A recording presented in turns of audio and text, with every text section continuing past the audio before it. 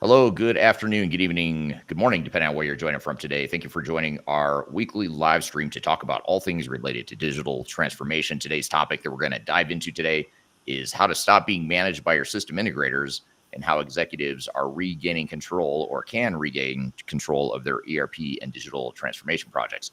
My name is Eric Kimberling. I'm the CEO of Third Stage Consulting. We're an independent tech agnostic consulting company that helps clients throughout the world with their digital transformation journeys. I'll introduce our guest here in just a moment, who I'm excited to have on the show to talk about this very topic. Before I do that, though, a couple logistical things. First of all, we have a global audience joining us here today across all kinds of platforms: YouTube, LinkedIn, um, Facebook, and X. So thanks for joining wherever you're joining from today. We're also streaming to TikTok as well, actually. So thanks for joining wherever you are. And if any questions you have along the way on this topic, please feel free to drop it in the chat. I'll be keeping an eye on the chat. I'll be pulling audience questions. So I'd love to hear any thoughts or questions you have along the way. And speaking of the chat, if you don't mind, just drop in the chat right now. What city and country are you joining from? I'd love to hear where the global audience is joining from today. We've got my guest and I are on two very different continents, far apart. So it'll be interesting to see where the rest of you are as well. I'm in Denver, Colorado, in the United States, and my guest is joining us from London in the UK. So speaking of our guest, again, our topic is stop being managed by your system integrator, how executives regain control of ERP and digital transformation. Joining me to have this conversation is Stuart Robb, who's our executive vice president in our European branch of Third Stage Consulting. So Stuart, thank you for being here. Thanks very much, Eric. Good to be here. I'm in Ascot, actually, which is just outside London, near the racecourse. So Got it. Not quite central London at the moment. Yeah, the greater London area, which isn't very descriptive, as big as London is, as sprawling as London is. But thanks for being here today. Tell us a little bit, if you don't mind, Stuart, just tell us a little bit about your background for those that don't know you and your upbringing in the consulting space, the tech space, the Big Four consulting space, all that stuff. Yeah, sure. So obviously I'm EVP, Executive Vice President of Third Stage for EMEA. Working currently in a consulting firm, but hopefully with a slightly different aspect than you would get from the Big Four Tier 1s. I started in IT 42 years ago, and then eventually made my way in the mainframe world, joining or working with Anderson Consulting from about 1996, I guess, to 2000. And then I was AP at Ernst & Young, which became Capgemini, Ernst & Young, for a couple of years. And then I went to Australia to become Director of Transformation Consulting at Capgemini Australia. And then I went freelancing for 15 years until I met you. So, but I've always had, in ERP, you always have close relationships with the SIs. I variously worked with IBM, Ernst & Young, obviously, Capgemini, obviously, Anderson's, now Accenture, Deloitte, I've worked with a lot recently, KPMG, PwC. So I don't think there's many left for me to get a sort of steak knives. Right. You've covered all the bases there. Pretty much. And I have to a lesser degree, I have a similar background as far as having come from the Big Four consulting firms originally, although you spent a lot more time working at various Big Four consultancies. So I'm hoping that here today we have kind of a unique perspective because we've been part of the Big Four, but we also have seen the other side of the Big Four consultancies. And I know one thing you and I have talked about over the years is there's definite value in what SIs bring to the table, especially the Big Four, the bigger SIs. But there's also a downside risk that needs to be managed as well. And that's what we'll dive into here today. Yeah, the synopsis, the snapshot of the whole conversation is if you manage an SI well, they will do very well for you because they employ very, very bright people generally who are, supposedly leaders in their game or leaders in their industry. And they work on very, very, very large, complex engagements. And actually, it's rarely that you find an SI has problems with its people. It's quite often a client's inability to manage an SI or understand what they're bringing to the party. Now, having said that, some SIs are, not optimal. I was at one client, which was doing a big re-engineering project for it was an insurance company. And I remember walking into the SI's office, and every desk had Introduction to COBOL on it, which they'd given to all of their graduates and people who were working on the project, because all of them had come out of university with C++ and all the rest of it. None of them knew COBOL, and here we were paying £1,000, £1,200, £1,400 a day for people to program a mainframe that had never done it before. Right. So those are the kind of gotchas that you're gonna have to watch out for. But I mean, in general, on the 80th percentile, you're going to get good people. Yeah. Yeah, I think that's a great point, because I think the least of our worries in the digital transformation and ERP space is finding smart people. I think there's a lot of really smart people in this industry, especially at the Big Four, and I do agree with you on that. I think they do have a way of finding raw talent and young talent and very smart people. That's I've never really observed that to be a problem or an issue. That's really the least of the issues. Well, and they pay them extremely well as well. So which is why they're getting paid well. We're paying a lot in fees for them. Right. Right. And why would we do that? Well, because they have access to people that are trained in a methodology that's a specific methodology. So we don't have to create a methodology or train them in how to do something. We don't have to build a team. We don't have to have that team on board all the time. We can roll people on and off, and they go back onto the bench as we choose. So SIs get a very bad rap, and sometimes legitimately so, but actually there are a lot of upsides. Very few ERPs are delivered through an in-house team. Nearly all of them of any size will be farmed out to one of the SIs. The trick is to get a good one, and B, to manage them well. Right. Well, let's start with the latter point you just made, the second point you just made around managing them well. Why? So if we've got smart people, we've got these credible, well-respected consulting firms out there, and not just the Big Four. I mean, you've got other top-tier providers that are well respected in the industry, and let's assume they've all got smart people, they've all got good methodologies. Why is it, or how is it, that organizations then manage to lose control of the system integrator and the overall project as a whole? Well, there's a whole. I mean, the thing is that usually it all starts going wrong right at the beginning. So you'll come up with a set of requirements. The requirements won't really properly articulate what it is you want. You won't have thought of all of the target operating model implications. 50% of it you might not even know the answer to, like what is our current state of our data estate, and how do we do that data migration. At the beginning of a program, you might not even know. So the smart people will do a reasonably detailed discovery, having decided on which ERP they're using, having selected LSI, based on a response to a set of requirements. The smart people will do a discovery before they ever get to a contract stage. So they'll do 3 months, and they'll say, right, you're our supplier in principle. We're going to see how we're going to work with you. We're going to see whether you're bringing on your A team. If you bring on your A team, we're going to get a key man policy on those people so that we hold on to them when you start delivering it. And you're going to find out everything we haven't told you and everything you don't know, so that when we do a contract with you, which is we call a statement of work, that basically covers the engagement in sufficient detail that you narrow the boundaries at which they can start straying outside of the brief.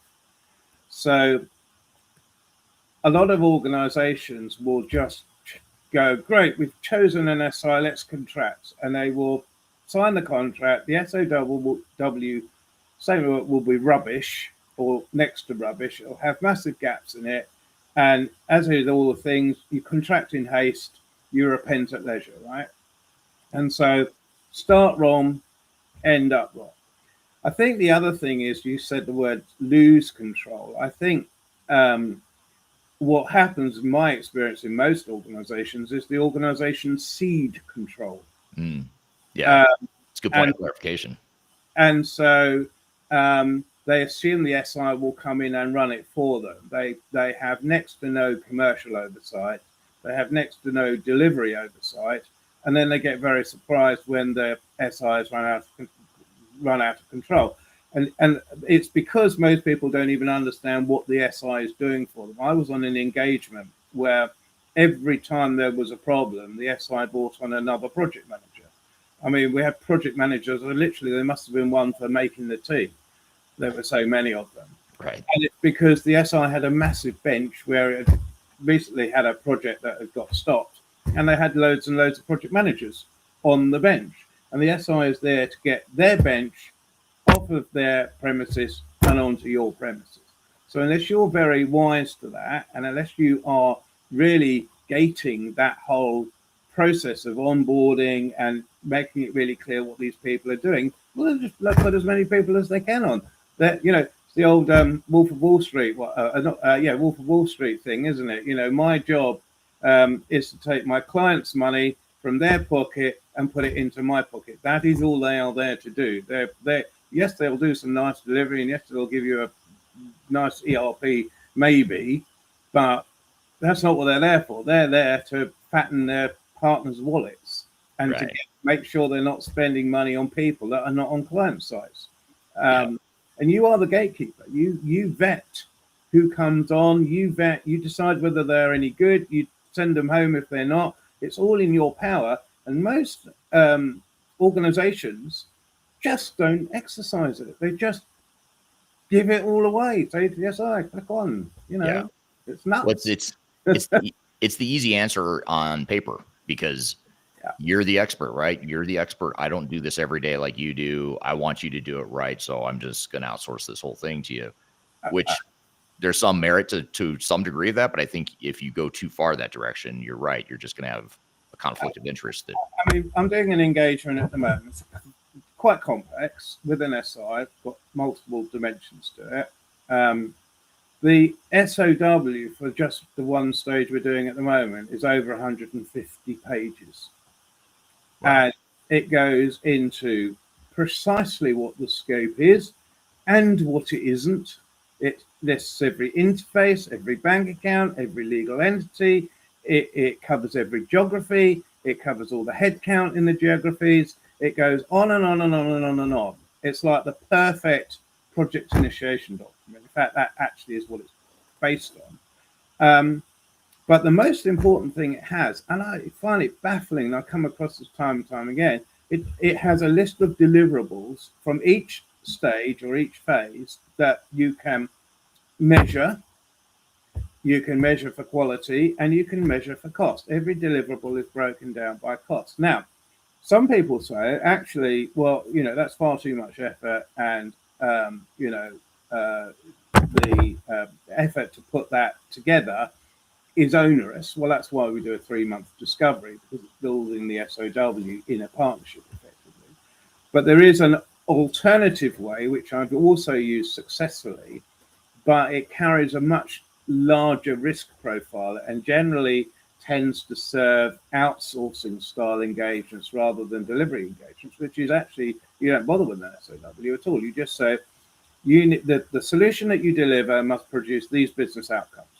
So let's say if it was a telco, you must be able to go on, order a phone, add the accessories, create the price plan, have it delivered to your door, and it must be, when you switch it on, it must automatically enable and activate. And your UAT is against that outcome. It's not against a billion business requirements. Yes, there are loads of business requirements about administration and fixing somebody's bill if they've cocked it up or whatever. But the implicit business requirement is you can either provision a phone or you can't. If you can't, you're not getting paid. If you can, happy days. There you go. So either way works and either way doesn't work. It just as I said, you have to kind of navigate your way through the engagement to decide which way you want to go. Lots and lots of detail, or almost no detail at all, and just nail them on business outcome. Right. Right. No, that's great. And it's a great point, because the other issue is that even with all that detail early in a project, a lot of times you don't know enough Yeah. about the project, all the assumptions and the scope. A lot of times you don't know enough because you haven't done the due diligence. You haven't gotten into discovery, requirements gathering a lot of times. Yeah. That's, I mean, it's a multi-step process. So, as I said, when the current engagement I'm working on with a client at the moment, and I'm sure Deloitte won't lie me telling you that it's Deloitte. We started off effectively with a RFP there was a piece of work that was done actually before I joined the project, which was all the traditional requirements. But at the point we were engaging, I just said it's perfectly simple. I want a working version of D365 for this business. That's it. You'll get paid if it works. You get slaughtered if it won't. And then they did the discovery. And then when they'd done the discovery, we had our 150-page SOW, and we had lots and lots of stage gates, lots of detail in how it would be delivered, how it would be paid, and there's a concept called burn down, which we'll talk about in a little while when we're talking about what good governance looks like. But it was effectively a multi-step contracting process. So business outcome first. Can you deliver this business outcome? Yes, we can. Good. How and how much is it going to cost? Step 2. right. Yeah. Yeah. These are some good strategies to manage all these moving parts. I want to turn to the audience real quickly. Thanks for chiming in. Those of you that have chimed in so far on where you're joining from. Someone on YouTube is joining from Stellenbosch, South Africa. Beautiful country. Thank you for being here today. Darian joining on LinkedIn says, good morning. Thank you for that, Darian. And then Graham R56 on YouTube joining from Cape Town, South Africa. So a good South African contingency here today. Here's a question that came up a little bit earlier in this conversation, Stuart, and this is from Ken on LinkedIn. And this is something, this is in response to, I think, to a comment I made about young talent. But Ken says, why is the word young always used in the same sentence with good talent? Why isn't the experienced talent held in the same esteem, those of us with tacit knowledge along with explicit knowledge? And that's a great point. And that I in no way want to suggest that people with experience are not talented. I think my point was more about the youth of some of the big four consulting firms, and not so much older people or more experienced people don't have it. But it is a good point. It is worth talking about is, how hard is it to find people that actually have experience under their belts, people that don't have to come in and read the training manuals like you were talking about, Stuart? Yeah, how hard is that to find? I have to be very careful what I say here, because there's all sorts of employment laws and things like that I can't tread it too carefully on. I've never known you to have a filter, so why start now? Oh, no. We're not allowed to have ageism at all. It has to be completely agnostic. So quite rarely you'll get a CV where it won't say the person's age at all. But I can read a CV and roughly position how old they are within 30 seconds, just by where they've worked, what they've done, who they've worked for. My preference actually is I prefer people with more experience. So if you're talking about 30 to 35 plus, you will get better. Generally, you'll get better people who are more mature in the workplace. And my teams I tend to try to build teams of like people. Where you've got newer technologies like AI, you tend to have to go younger. And sometimes you find those teams don't mix terribly well. There's an attitudinal and cultural, use cultural in inverted commas. It's the millennial versus the Gen whatever we are, Gen X or something. Yeah. And there is a different way of behaving and a different way of engaging that, I mean, I'm 59, 60 this year. it's just completely alien to me. So I tend to try and find a manager to bring in and say, you manage this lot. And you just tell me when they've done what they're supposed to do. So I'm not. I think I wouldn't use young and good talent. I would use good talent. I mean, I wouldn't associate it with a particular age group. You can have great talent who are young. You can have great talent who are old, or you can have rubbish talent at any age. Yeah, I totally agree. And there is not a correlation between age and talent. It's I think experience. Yeah, age and experience, of course. Yeah. Yeah. And I think the other thing too is that sometimes, and this is just a very broad generalization that does not apply in many, maybe even most cases, but sometimes you'll see people that have been doing this for so long that the only risk I see with the more experienced people at times is that sometimes they stop listening or they stop asking questions because they think I've done this a million times. Yeah. Mr. or Mrs. Client, you're not that different. You're all the same. Just follow best practices. You sort of get more of a myopic view sometimes. But that's, I mean, let's be honest though. I mean, I think I said this in the last one of these we did. I mean, ERPs are adding up and taking away, right? They're not really very difficult. I mean, add one to the stock count, decrement one to the right. stock. You don't. They're difficult to implement, not because conceptually they're difficult to do. Conceptually, they're very simple things to do, whether it's manufacturing or whether it's accounting or whatever it is. It's a very, very simple thing to do. Which then, you then go, well, why do so many of them go wrong? It's usually because people don't understand and underestimate the effort it takes to change people from the job they do today to the job they do tomorrow. And no SI is going to help you. Well, they will say they will help you, but changing people's behavior and changing what people do every day is the really difficult thing. It's not, can I config this to do this or that? Very, very rarely have I ever pulled a ERP or a billing, actually, which for telco is much more complex. I think I've done it once. And that's because there was a misalignment between two systems calculating VAT. It kept coming up with different numbers in both systems because of a rounding error and therefore giving the customer the wrong offer. And that was such a subtle thing. I mean, we just didn't spot it in UAT, and so I had to pull it, and it was horrible, and we had to spend 3 months figuring out how to fix it and release it again. But that is extremely rare.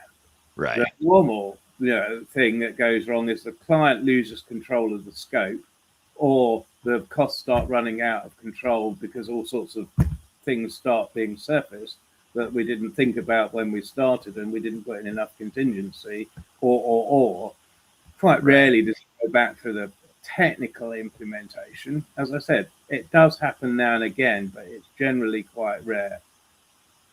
Yeah, and you bring up a good point too around, changing people's jobs, changing people's behavior, changing the way they operate today. That does not happen simply because you have a functioning technology in place. But I think it's easy for us as consultants at times to downplay or to disregard how things work today because we know we want to change it. In some cases, we know that it is subpar. And so rather than saying, this process sucks, so you should just change it, it's easy to say that as an outsider. Like, Stuart, the way you do things today, it's a mess, it's inefficient, it's ineffective. Just stop doing that and use this technology because this technology is better. That's not going to be very effective, even if that's true. Well, you have ownership of that. That's the Elon Musk thing, right? I mean, Elon Musk did this little vignette a few years ago. All requirements are rubbish. So, and he's right. All requirements are rubbish. You can never articulate a requirement in sufficient clarity to be clear about what you mean. And most of the requirements will always be based on what you know about and have done today, not a fresh set of thinking on requirements tomorrow. So, it's absolutely, he's absolutely correct. And actually, he's also correct that probably 30% of things that businesses do, they should just stop doing altogether because they actually add no value. So, do they add customer value? Do they add revenue or profitability? No. Are they statutorily required? No. Stop doing them then.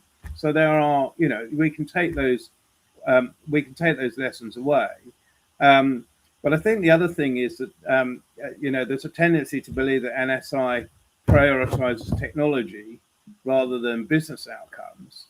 But actually, that's because most of the time we're not asking the SI to change a business outcome or to implement a new target operating model. We're asking them to implement a piece of technology, and we take the accountability as the business ourselves to manage the people change and to create a new process architecture and all the other stuff. And we're not very good at that, and therefore that often ends up failing because that's not a skill. It's a skill we think we have, but it turns out it's not a skill that we do have.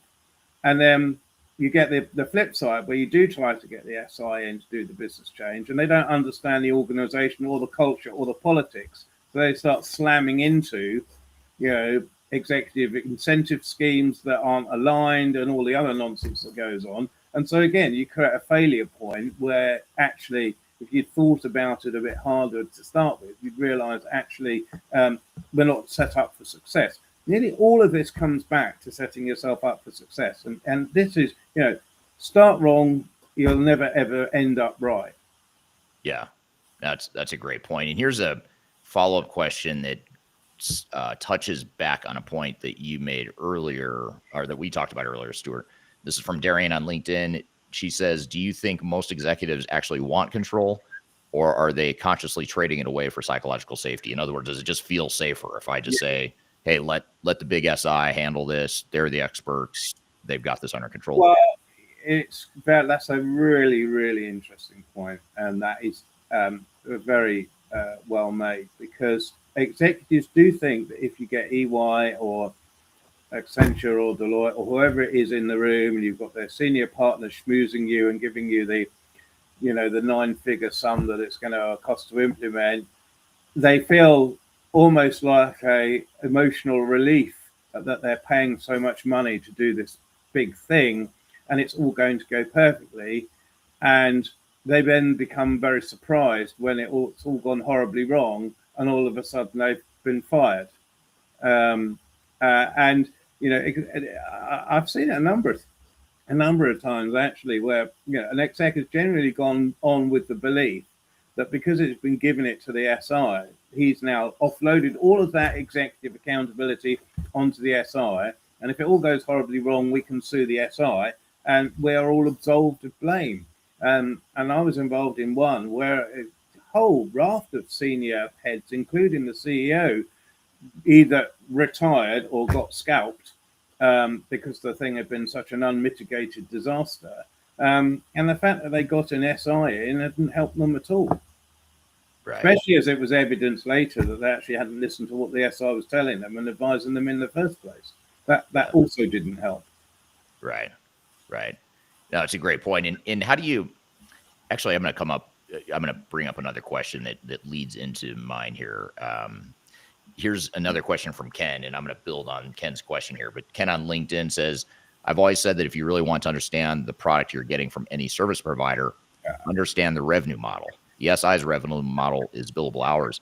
So my question for you, Stuart, just to build on this is, so going into these relationships that there is an inherent conflict of interest, because you think about it. I mean, the longer you take to implement technology, or the longer this project takes, the more overruns you have, the more change orders you have, the more your system integrator benefits. And it's hard for me to think of a good example of something comparable where there is such an inherent conflict of interest between customer and supplier, but yet here we are in the tech space where it does exist.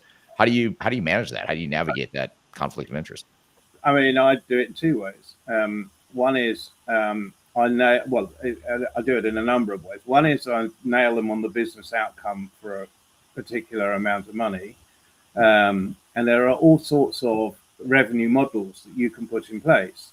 I personally tend not to like fixed price for the simple reason that I'm transferring the risk to the SI and I'm giving them a risk premium, but that's not going to stop them change requesting the hell out of the program. So my costs are going to go up anyway. So actually, I've almost never used fixed price as a control. What I do is one is to catch time and materials. So I hold the contingency. but I rigorously manage the delivery of what they're doing. I don't micromanage them, but I will give you a good example of what I will do. So let's say we've got 5 sprints. I hate that agile term, but it's useful in this context. Let's say we've got 5 sprints, and then we've got a testing and UAT and deploy. So each one of those sprints will have a specific set of outcomes, which we can define in our statement of work. It will have a cost, which is basically the aggregation of a number of man days by a number of resources to produce that deliverable. And then that deliverable will need to have a quality threshold. I call it the Holy Trinity: cost/resources, deliverables, and quality. So at the end of that sprint and through the sprint, once a month, once a week, usually once a month, I will get a burn down chart. And the burn down chart is on something called earned value. So earned value is not how much we've spent. Earned value is how much we've spent versus how much we've delivered. So if halfway through the time I've spent half the money, but I've delivered half of the number of deliverables that I was expecting to deliver, and they're of acceptable quality, I am on target.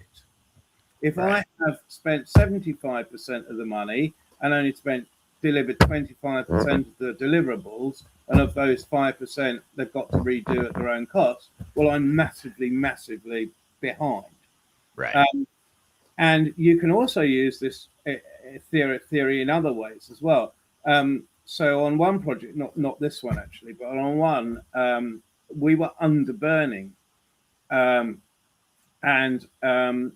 I was expecting a graph, let's call it a 45-degree angle, and we were only actually tracking up at about 30 degrees. And I knew, therefore, immediately, without even having to go and look, that we were under delivering, because we couldn't possibly be delivering what we had planned to deliver by this point if we're under burning. Because it just means we either haven't got the right number of resources on board, which for an SI is unlikely, or we haven't got enough material to feed the SI machine. So we haven't worked out how X is supposed to work. We haven't made a decision on Y, X, Y, Z, whatever those issues are. And all of that is slowing the SI down. And therefore, the actual amount of money spent that they're spending is less than we had anticipated. So burn down is earned value burn down is an excellent, God-given, golden way of managing and tracking whether or not you're on track on a program or not. I don't do these now without having some form of burn down report. Yeah, it's a great point. And it works really well for like in the construction industry. I know aerospace and defense, a lot of times will do it. Yeah. It works. That's why they do it, is because they're such big, massive projects that they don't want to find out 90% of the way in that they're actually only 10% of the work is done. Yeah. Right, exactly. The thing is, the trouble is, okay, we are incredibly amateurish in IT. I mean, construction has been done for 2,000 years, right? And so is defense, probably longer than that. Okay, we've been doing this for 50, and it shows, because we don't have an industry-wide discipline. We don't have quantity surveyors. We don't have, proper, what I would call architects who can, work with the QS and work with the main contractor, the general contractor, to actually, develop plans that are robust.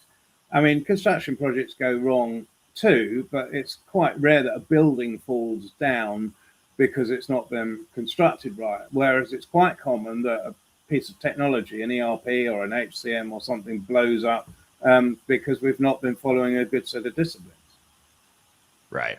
Yeah, that's a really good point. It never occurred to me that IT's relative lack of track record and immaturity compared to other industries might be part of the problem. That never occurred to me until just now.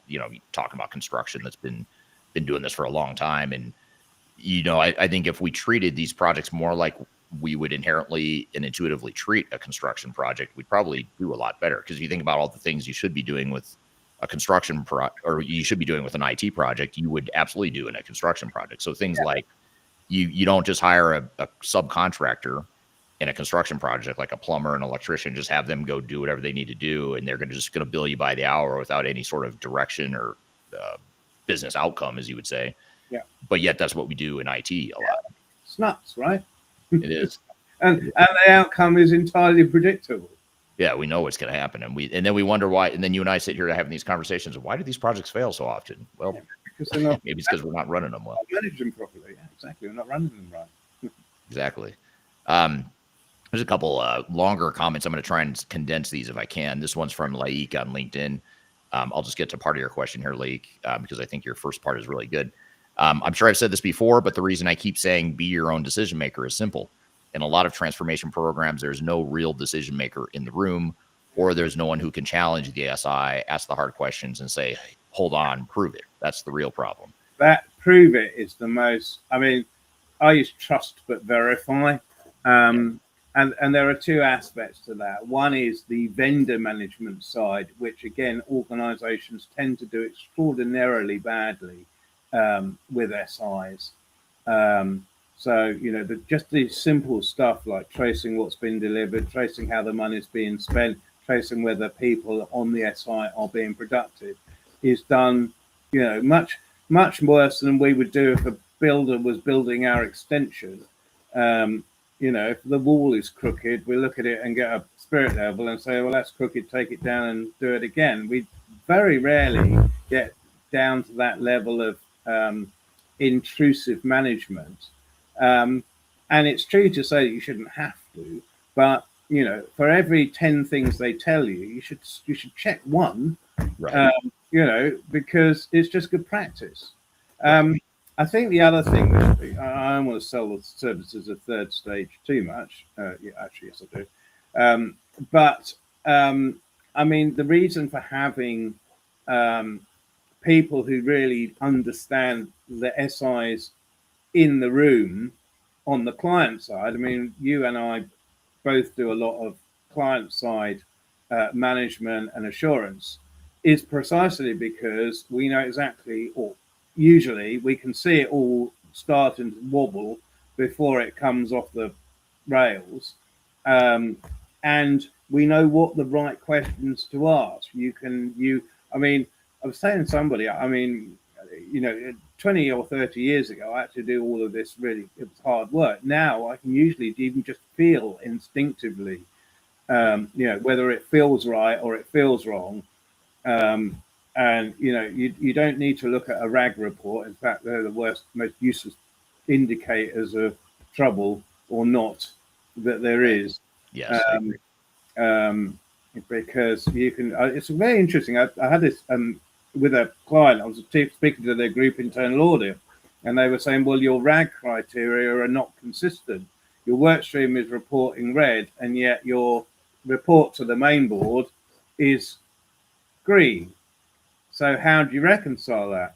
And I went, well, there's dozens of ways I can reconcile it. The question is, why is the work stream status report red? Is it red because they're not failing to deliver? Is it red because they're off budget? Is it red because they're not getting business engagement or resources? So what does that red actually mean? And then is that having any impact on the actual critical path or not? And does anybody even know what the critical path is? No, they didn't. And then you can say, so I have an objective to separate this company by the 1st of September. Okay, this work stream is red. All these other ones are green. So if I have all these green work streams deliver on time by the 1st of September, and this one that's red not, then is that red or green? Because I can still separate without this work stream. And so once you start drilling into what RAG means, what it means is nothing. It's meaningless.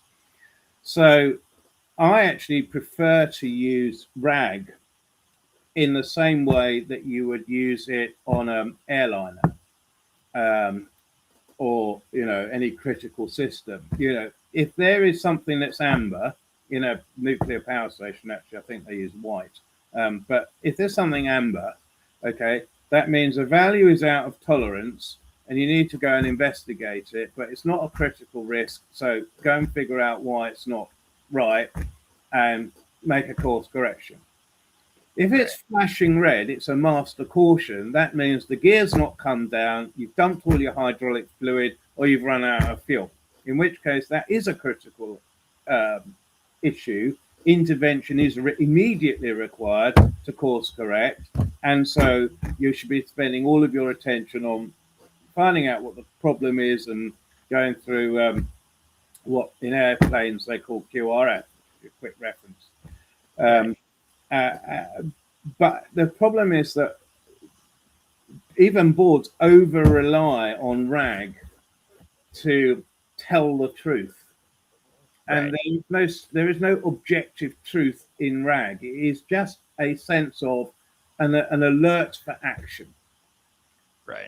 And if you treat it like that, you'll create the right behaviours. If you treat it as an indicator of how wonderful your project is going, you're just it's just another failure point.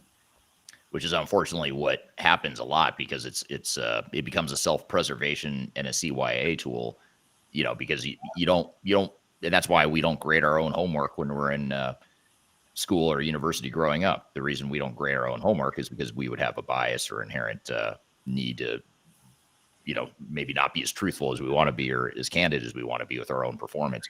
And that's essentially what happens a lot of times, is these SIs are grading their own homework and saying, hey, things are green.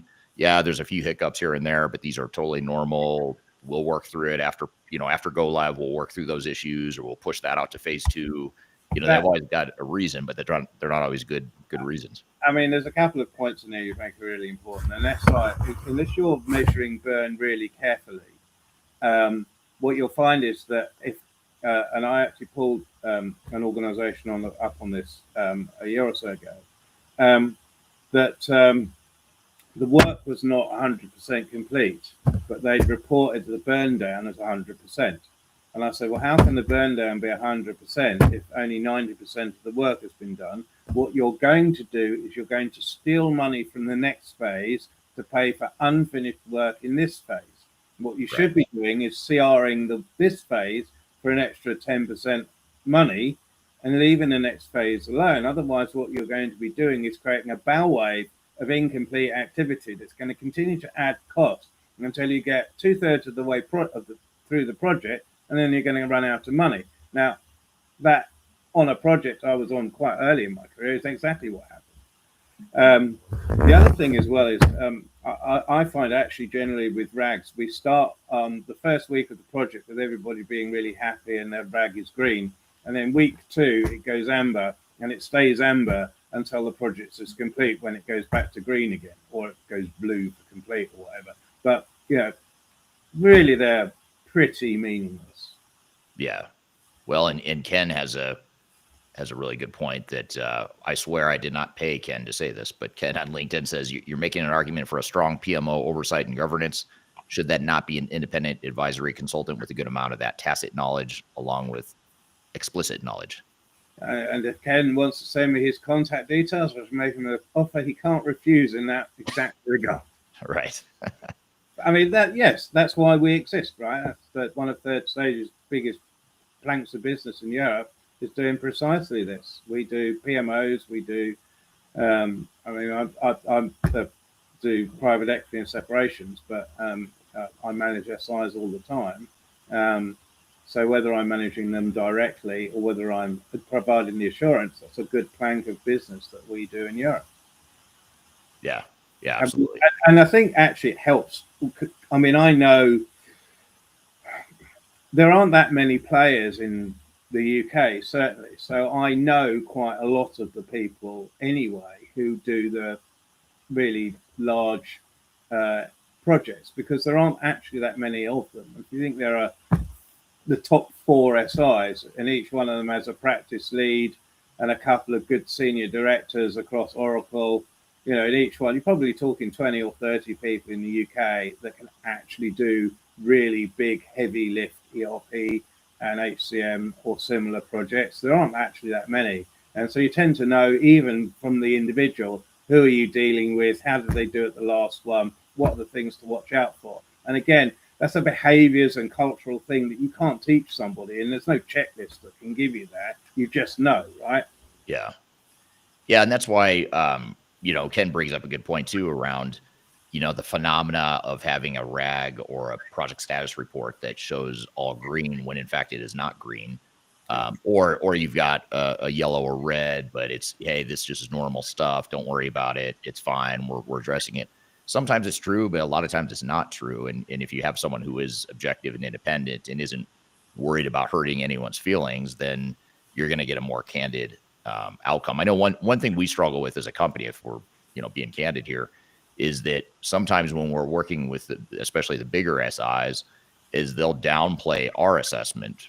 If we say something's a risk, they'll say, yeah, but that's not a big deal. We're the SAP experts, we're the Oracle experts, whatever, Microsoft, whatever the product is we're implementing.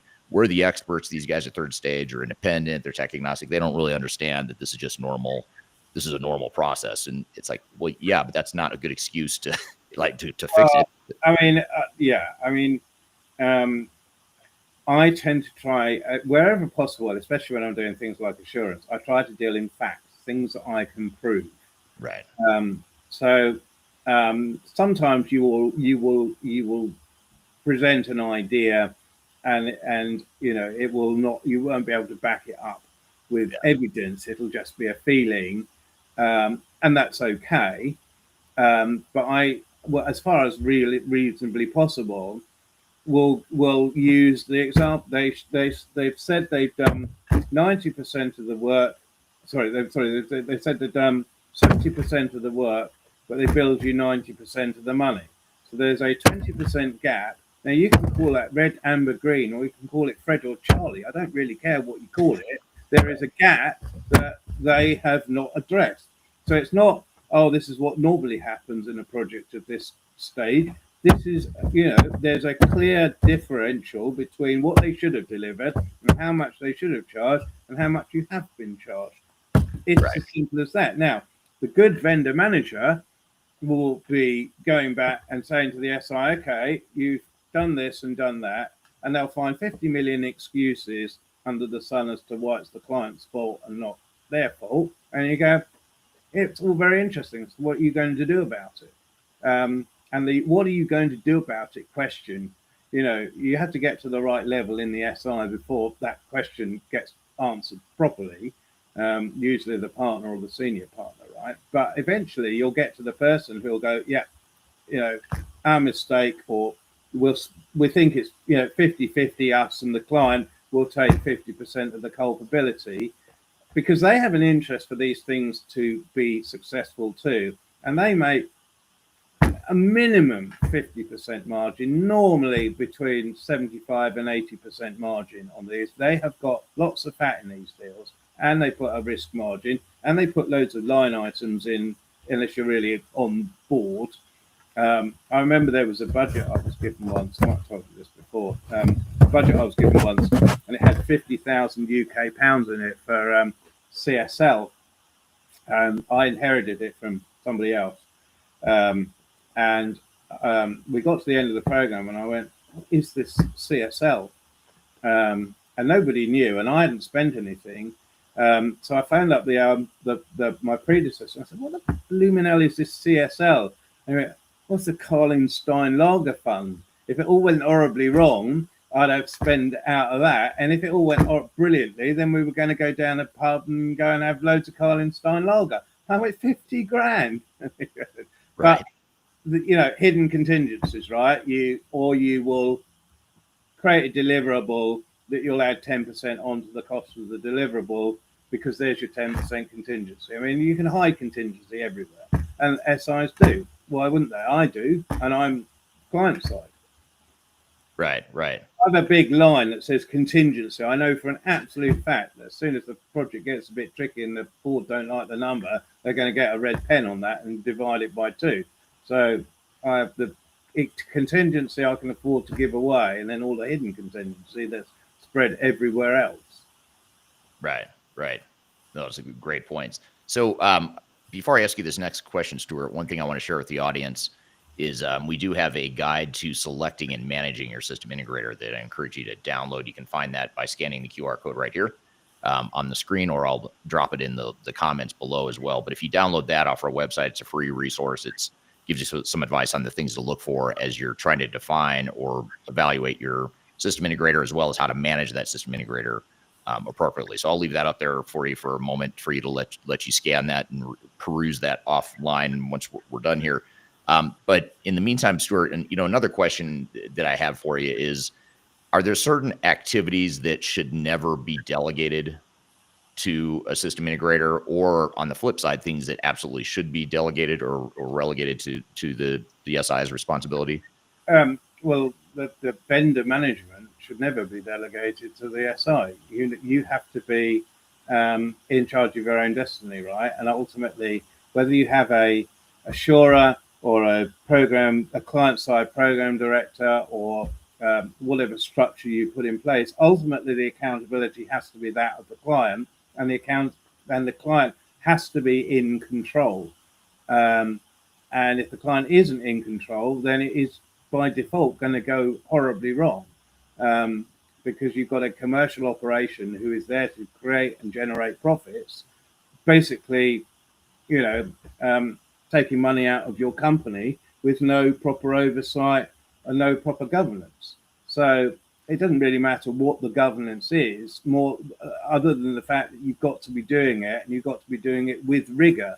So whether you do that through a commercial vehicle or a program delivery vehicle or an oversight PMO or whatever it is, you've got to, and what you've also got to do is to make sure that the SI doesn't try to shield you out of it as well. Right. So you've got to be C-suite appointed as the C-suite proxy to do that control, so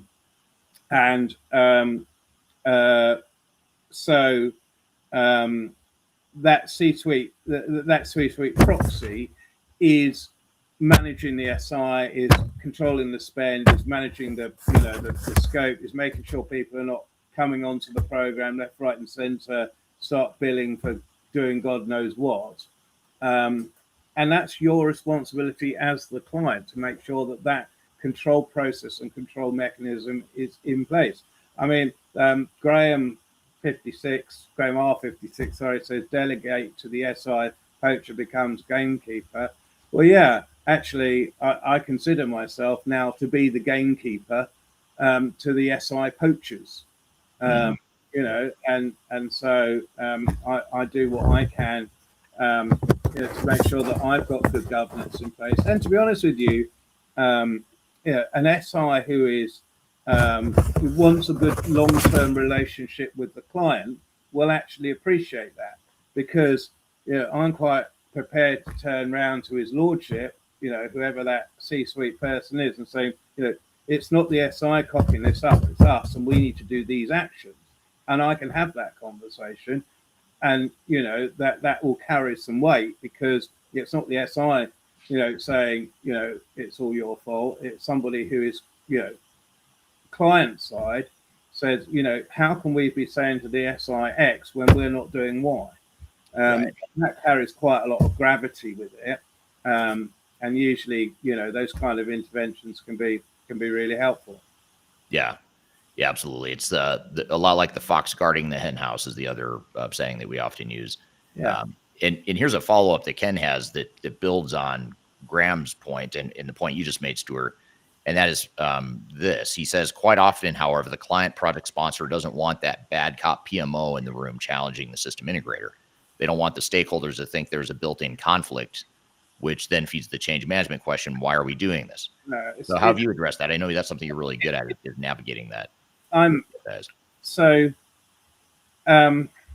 mean, any client who is being delivered to by any supplier, there is an inherent quote unquote conflict.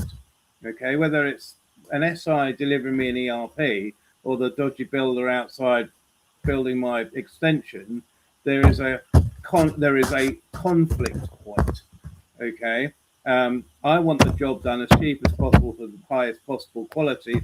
The builder wants the job to be referenceable, but he wants the most amount of money out of it. That's a straightforward commercial relationship. Now, what it might come across is that I am bad cop. Well, yes, I am bad cop, absolutely. When it requires bad cop, I am bad cop, because all I am doing is holding the supplier to account. That's it. Okay. If they said they were going to do something and they've not done it, then I will hold them to account. If it's our fault, then I will hold us to account. I will hold the C-suite or whoever internally has been pulling their weight or whatever the reason is. But that doesn't mean you have to have a bad relationship. It doesn't mean you have to go into every meeting, with your thumping your fist on the table and throwing things at the SI. In fact, that's the last thing you want to be doing. There's a great. I was taught by a guy who was actually the general manager of Ford purchasing in Europe, part of the Chartered Institute of Purchasing Supply, and he said actually the way to get the best out of a vendor is to be warm but tough. So to develop a warm, collegiate relationship, go down with the vendor, have a beer, or whatever, but make it absolutely clear that there's a line that is not going to be crossed, and that you don't want to see, bad cop side. And if it comes to that, you will just hold your ground and you will just be tough, and you won't go. I mean, if you ever go to law with an ERP program, you have failed. So you don't want to be in a position where you are threatening them with, adjudication or law. You want them to deliver you what you think they have promised you to deliver at a cost that they have agreed to deliver it by. And that is always your tunnel vision. That's always your focus. Are they delivering what we wanted to at the price? If they're not, what course corrections do we need to make? That might be course corrections that they have to make. There might be course corrections that we as a client have to make. But the end goal always has to be the same. Is the delivery going to be successful? And are we going to get it in time and to roughly the price and quality that we were expecting? Right. And I think it's, if we focus on those business outcomes, which has been a recurring theme of what you've suggested here today, if we focus on business outcomes and take out the emotion, I think that's a big thing, because I think Ken's question brings up a broader issue, which is a lot of times the SI feels threatened because you're calling them out, and it's almost like it's a personal vendetta or a personal indictment on the firm, and it's not. It's about the client. It's about what is the client getting, what are they not getting, and what do we need to do to make this client successful. And if we all focus on that and take the emotion out of it, we shouldn't be offended by anything that anyone does in these projects. Yeah, I mean, the SI. Most of the time, I have a very, very good relationship with the SIs, but that's because I've been working with the same people for like 20 years, right? So I know them well. And we have a very, very collegiate relationship. We see each other from one engagement to the next. Some of the engagements have gone well and some have gone slightly less well.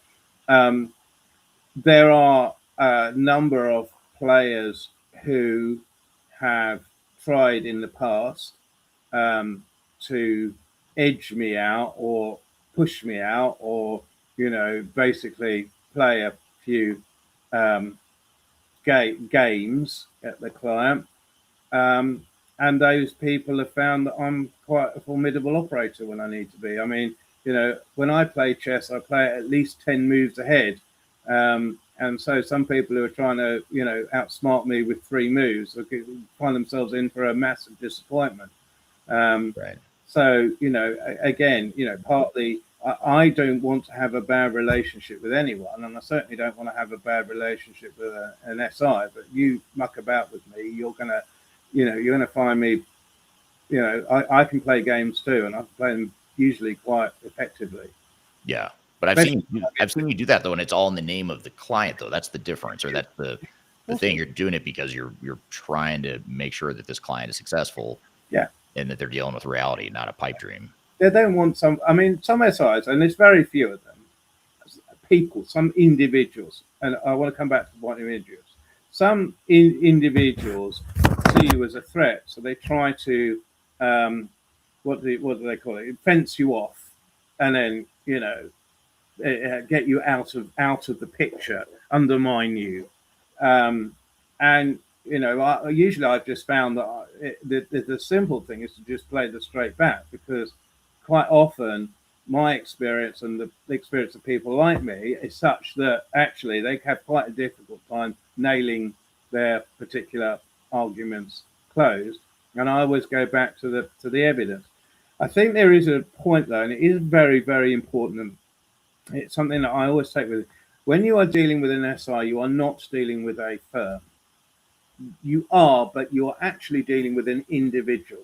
Now, that individual happens to work for a firm, and those firms have certain cultural traits and behaviors that you can kind of identify the difference between one or another.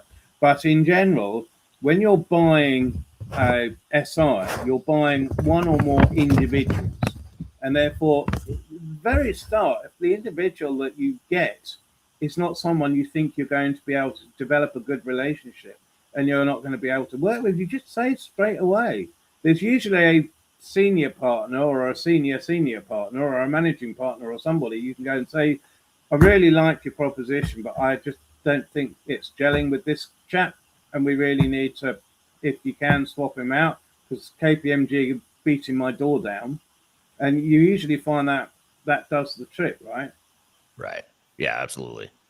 Yeah, good stuff. So, in addition to the audience here downloading this guide to managing SIs, which is on this QR code right here, I'll include it in the links below. Be sure to download that. It's a free guide on our website on how to select and manage the best system integrator for your situation. What kind of closing advice do you have for leaders that are trying to get started or trying to figure out what path to go down with their system integrator, whether it's trying to find the right one, manage them? What's the top 2 or 3 things that you would say every leader needs to know before they get engaged with one of these bigger system integrators? Don't rush it. Okay. Take your time. Make sure that the partner you're getting has the capability, works effectively with your team, and has the right behaviors and attitudes. So find a piece of work for them to do. Help with the enterprise architecture. Do a discovery. Do anything that's a small, contained, couple of $100,000 piece of work. You can work with them that you've validated that you think that they are people that you can trust and work with. Number 2, remember it's a contract to deliver stuff. If your contract is bad, then you will never recover from it. So get a contract in place, has very clear business outcomes and a way of measuring how you're progressing through the delivery so that you can checkpoint along the way to make sure that the expectations of what you've spent so far is roughly in line with what you were expecting to be delivered so far. So, it's good. It's good relationship. Start with a small piece of work. Make sure the relationship is effective. It's good governance. Make sure you've got a way of tracking the Holy Trinity. And then I think probably lastly, it's don't be afraid to intervene and verify and check or course correct if you think things are not going right. Don't let the problem with the SI become irremediable. If you think you are having a problem and you're not sure, get someone in. Not necessarily third stage. There are 1 or 2 other people out there, I think, who can do the sort of services that third stage provide. But get someone in to have a look at it, because it's much cheaper to have a look at it and fix it before it becomes a catastrophe than it is for it to be a catastrophe and then get somebody in to try and fix it. Yeah. And I think that might be the most important tip you've made throughout this conversation, or the most important thread that you've touched on, which is, no matter what, no matter how much you like the SI, no matter how good the system integrator is, don't cede control without having that trust but verify governance and mentality in place, because ultimately you do have to manage them just like you would any contractor, just like you would manage, if you were going to have a house built, if you or I were going to have a house built, going back to the construction analogy, I highly doubt either you or I or anyone listening right now would say, okay, we're going to hire a contractor and just tell them to go build us a house. And we're going to trust them because they're really good at what they do and we like them and they've got good references, they're a good name, blah, blah, blah. That will not be successful, will not meet our needs because we haven't managed it, we haven't been active in it, we haven't put guardrails in place for the contractor. But yet that tends to be the mentality of what we see in the IT space. is that we'll just cede control. We won't put governance in place. We'll let the SI manage us rather than us managing the SI. And I think that's one of the big problems we face. Well, it's fatal, right? I mean, it's a good way to lose a lot of money very quickly. Yeah. I always look at the discipline that some of our clients have when they are going to do another big capital investment. Like they're going to go acquire a company, they're going to build a factory, they're going to build a new distribution center. The amount of discipline they have in those sorts of projects is totally different than the lack of discipline that you see in IT projects. Yet the price tags are the same. The risk profiles are arguably even higher for IT projects, yet we manage them a lot looser. Absolutely baffling. And as I said, it's not that we can't do it. It's the fact that there's no industry imperative that that is the norm. It's the exception, not the norm, and it shouldn't be. And it is what it is, right? Totally agree. Well, thank you for being here, Stuart. This was a really good conversation. I appreciate you taking the time out, especially on a holiday week like this. So I thank you for being here, and thank you everyone. Yes, happy holidays to everyone listening. Thank you for being here today. We'll be back again next week, same time, same place. I hope wherever you are, whatever you celebrate this holiday season, I hope you enjoy time with family and hope you get a little bit of downtime, a little bit of time to rest, and look forward to seeing you next week. So have a great week, everyone, and we will see you next week, same time, same place. We'll see you all soon. Take care. Thank you.